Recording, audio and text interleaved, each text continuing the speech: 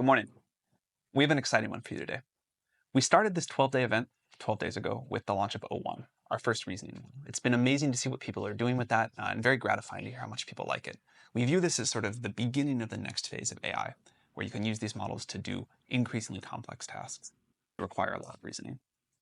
And so for the last day of this event, we thought it would be fun to go from one frontier model to our next frontier model.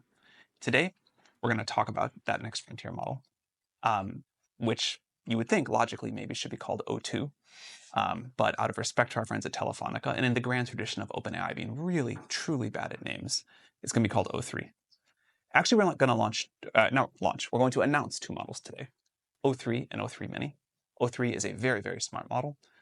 o3-mini is an incredibly smart model, but still, really good at performance and cost. So to get the bad news out of the way first, we're not going to publicly launch these today. The good news is we're going to make them available for public safety testing starting today. You can apply, and we'll talk about that later. We've taken safety testing seriously as our models get more and more capable.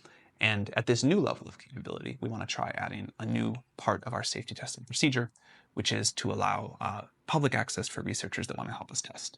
We'll talk more at the end about when these models, when we expect to make these models generally available. But we're so excited to show you what they can do, to talk about their performance. Got a little surprise. We'll show you some demos.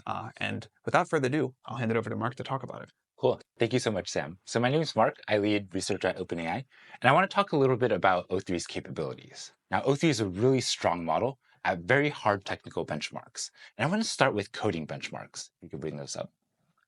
So on software style benchmarks, we have SweBench Verified, which is a benchmark consisting of real-world software tasks. We're seeing that O3 performs at about 71.7% accuracy, which is over 20% better than our O1 models.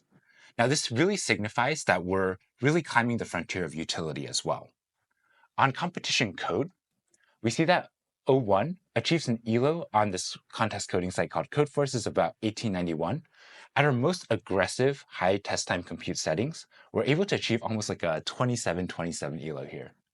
So Mark was a competitive programmer, actually still coaches competitive programming. Very, very good. What is your?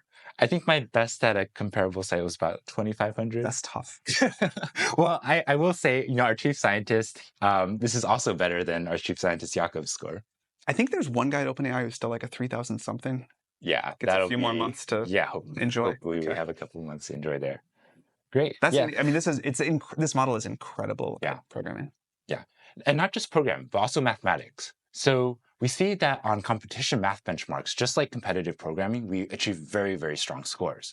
So O3 gets about 96.7% accuracy versus an O1 performance of 83.3% on the AMI. What's your best AMI score? I did get a perfect score once. All right. So I'm safe. But really what this signifies is that O3 often just misses one question whenever we test it on this very hard feeder exam for the USA Mathematical Olympiad.